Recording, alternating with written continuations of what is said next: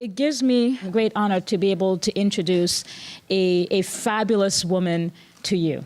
If you are not familiar with the mayor of the District of Columbia, you're about to be. I've admired her leadership of this city this year, and what's so exciting is that there's so much more time to go. This is a person who, right out of the box as a houser, spoke about affordable housing, the importance of affordable housing, and the importance of housing our homeless neighbors. And I think that alone should have a very warm round of applause.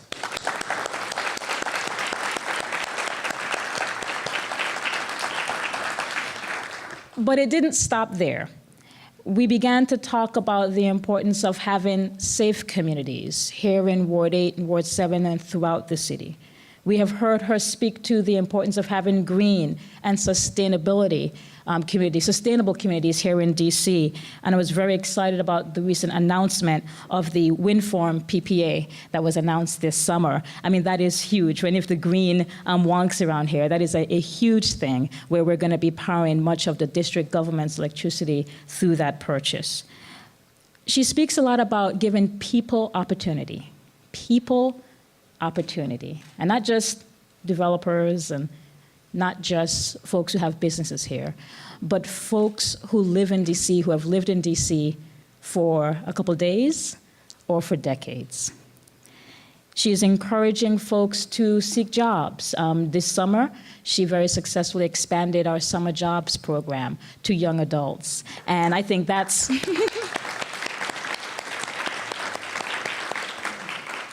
And she has also been busy encouraging companies to not just stay in DC, but to set up shop in DC. And it was just a couple weeks ago where many of us joined her to celebrate the new entertainment and sports arena that the Mystics and Wizards will have right here. This is an amazing woman, an amazing mayor, and the right person for this job right now. Her desire to have families go to pathways to the middle class says a lot about her value orientation. I'm excited to say, Mayor, in support of that, the Housing Authority has been working on our Impact 5,000 initiative, where we're going to help 5,000 of our youth that live in public housing to really be on that pathway to the middle class. And we're working with your team and all of our private partners to do that. I'm very proud to introduce the Mayor of the District of Columbia, Mayor Muriel Bowser.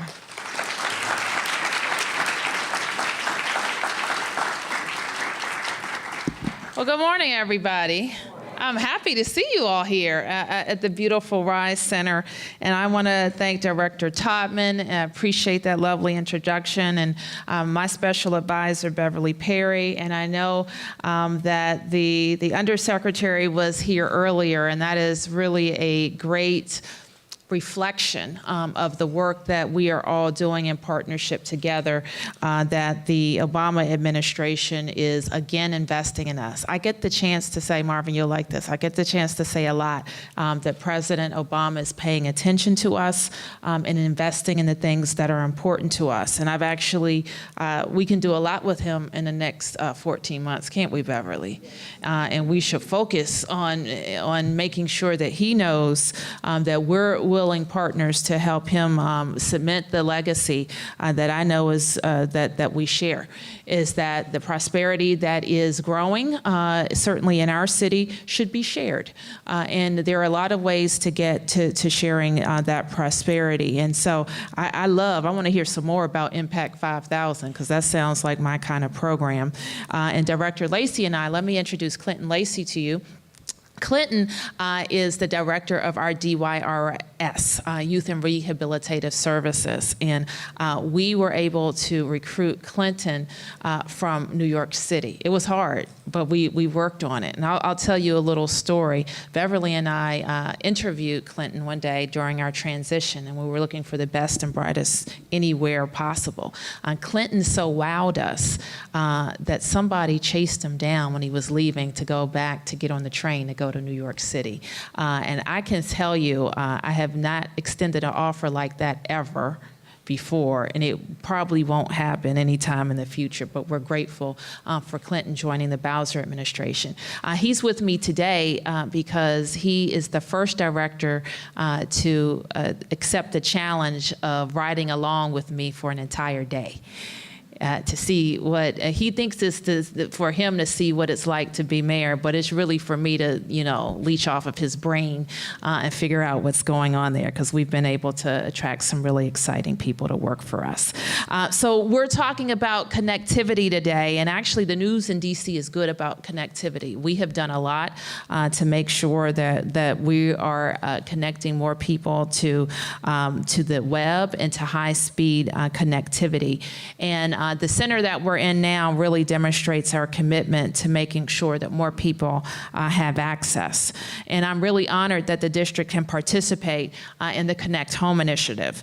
We are, as the Director Taubman said, very focused on creating pathways to the middle class for our residents, and also challenged to make those more than words, but real policies, initiatives, and actions. Director Lacey and I just left an event where we were working with our small businesses and making sure that we're leveraging the entire procurement capacity of the District of Columbia to work with small businesses. How much money do you think we'll spend this year in operating and capital in Washington, D.C.? Anybody want to take a guess? Anybody? 15 billion. Okay, $15 billion. There's 660,000 of us, and it's about 1 million people come in each and every day. We have about 90,000 kids in our public schools. We have 4,000 police officers, another 1,500 firefighters. We have roads that we want to invest in and repair. We have people to connect to the internet. So we have a lot of things that we're doing, but for our district, city, state, county all at once, we can leverage a lot of pathways to the middle class with our own dollars. So that's what we talked about today. And now I'm pleased to really focus on how we can do more to close the digital divide as well. So since 2010, DC has invested more than $25 million in federal funding for broadband infrastructure, computer training, data collection, and public technology upgrades. And those investments help us train 50,000 residents in digital literacy and deploy more than 1,000 computers to public facilities all over our city. So we've made great progress, and we are very grateful to our Chief Technology Officer, who's here from the CFO's office. Thank you for working with us hand in hand. And we're really excited about Jeff DeWitt's leadership. He has a broad vision for how to make sure the city continues to grow and be fiscally responsible, but also invest in the things that we need to invest in. So like other opportunities, access to technology is uneven across our city. The adoption rate here in Ward 8 for high technology is about 65%, but we're very focused on changing that. We are focused on how we can have more families and school children, libraries, and recreation centers connected. And today we're officially relaunching the DC Mobile Tech Lab. And if you haven't had a chance to see it, I hope that you will check it out. Now, one thing about me as mayor, we have a lot of these vehicles, and they're not allowed to stay parked at a parking lot. So we want to know, and we're going to work hand in hand with our agencies to make sure that they're out in the community. It's a 48-foot converted bookmobile, and we have a lot of opportunities to use it. So the lab will play an important role in dcConnectHome too, because it enables us to bring this technology to our underserved areas. And this is just one way that we are working to close the divide. And we'll break it up ward by ward, block by block, and house by house until we know that everybody is connected. We're also have, if you haven't followed our innovation and other policies really aimed at making DC a more tech-friendly place for tech startups. One thing that we know is a lot of our children leaving school, a lot of our citizens that are returning home and need a second chance are looking to start businesses. And one area is around tech. And the better connected that we are, the better trained that we are around literacy, the more opportunities that we'll have for people, in some cases, that have been blocked from other ways to earn a living in our city. So connecting to tech is hugely important. Getting our tech startup community, and we're focused on how to make our tech startup community in DC more diverse. And we have had some successful partnerships, even right here at the Rise Center. And so we will continue to build on all of those things. So dcConnectHome is a good thing. I'm pleased to be here to celebrate that investment and also to launch our new tech mobile. Thank you very much and enjoy the rest of the program.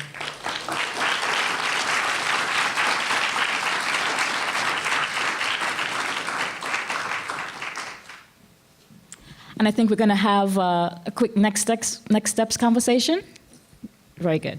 One thing we want to do before we do next steps is we have an array of commitments that have been made as part of Connect Home at the national level. And if you go to connecthome.hud.gov, you can see all the partners that are up there. And each of them has made very detailed commitments about what they will provide and the metrics that they are looking to hit. We also have some other organizations that are in the room who were not able to be part of that first cycle. And so what we want to do is that you've heard the challenges, and we're curious to hear from organizations that are in the room, either who've made commitments and who might want to make further commitments, or who have not made commitments and would be interested in making further ones. We would love to leave room for that right now. We can simply wait or pause, but what we've heard is a lot of great ideas, and now we're looking for some folks who are in the room to kind of take up some of those ideas. We've heard ideas around loaning out devices. We've heard ideas around getting access to other devices. We've heard ideas around helping residents in that last mile get access to the information that they need. So we would love to hear from some folks who are in the room, how can we pick up some of those commitments and make them real?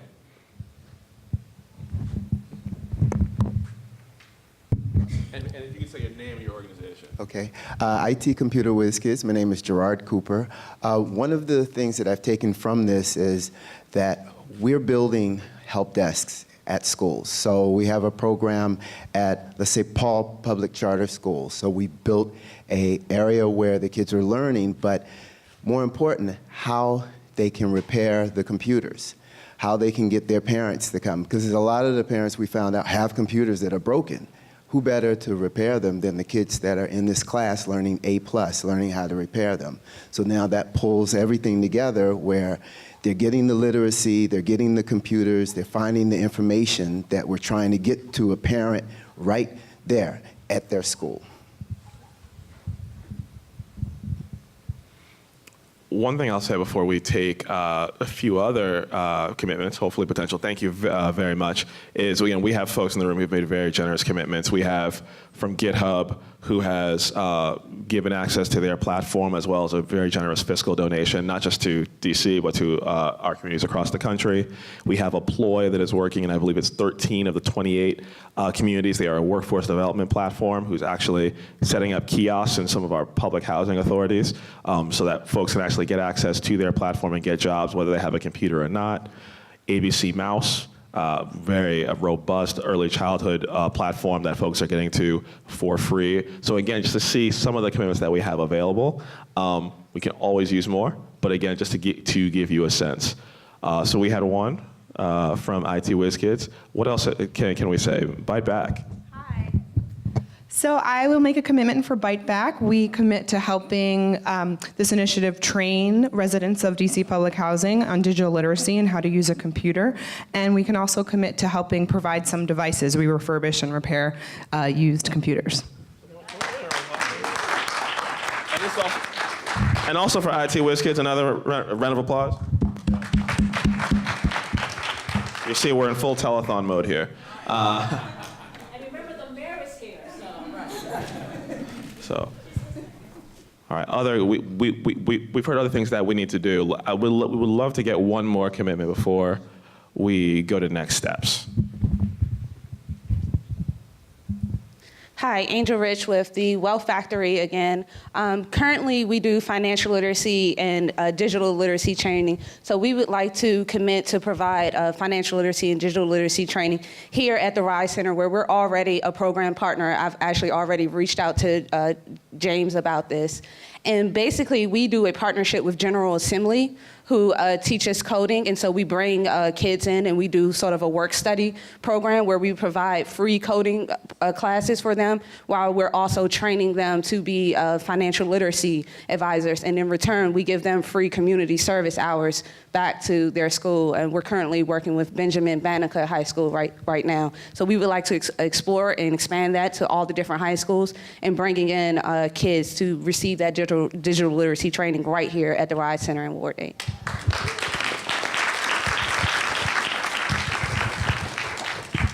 And the commitment that we'll make from everyone on, again, as the national nonprofit lead, is for all of these commitments that have been made right now, we will help negotiate, craft, and help them be implemented here in the district. We are a proud DC organization right across from the Verizon Center in Chinatown, and we are particularly invested in making sure that DC is successful. So for a final round of applause for all the commitments that have been made and that will be made going forward. And I want to throw it back to Kim Cole, our fearless leader, to tell us what's coming next. So I mentioned before you got these note cards in front of you. We're going to be following up with contacts via email. And I'm going to ask again, everybody signed up when they came in today. We have contact information for everybody in here, right? Okay, so that's going to be the first way that we're going to keep this conversation going. I mentioned earlier, this is the first of many. What we're asking you to do before you leave today is to, if you already know which one of the goal areas that you fit into, it would be great if it's more than one, if you could let us know. If you haven't decided that yet, we will be in touch. Look out for us maybe establishing a Yammer account or something else for us to get connected. And again, we're going to try to find out what's the best way for us to do that. So in terms of next steps, that's it. It's on us. We will be getting in touch with you, but we ask that you start thinking about commitments. This isn't, when you go to a new church and you're a guest and they ask the guest to stand up. We don't want to give you that much pressure in terms of making a commitment today. But we're looking forward to speaking with you later about those commitments that I know you want to make, and maybe you need to go back to your organizations to actually find out what you can put out on the table. So with that, we're going to close. Want to thank you again for coming out. This is an exciting endeavor, and it's just really, really cool because I've seen people connect. People who didn't realize that the libraries had so much to offer in terms of Wi-Fi and access. No one knew what GitHub, I'm saying no one, folks didn't know what GitHub was, maybe. So making those connections with one another, not just as it relates to pushing ConnectHome forward, but meeting your own missions in terms of serving the community. So with that, thank you very, very, very much. Have a great day.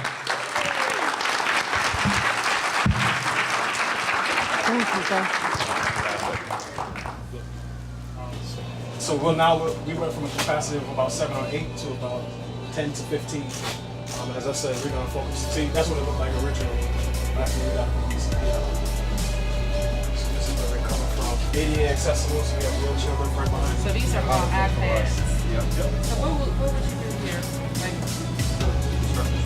Okay. Monitor back there. Okay. Everybody's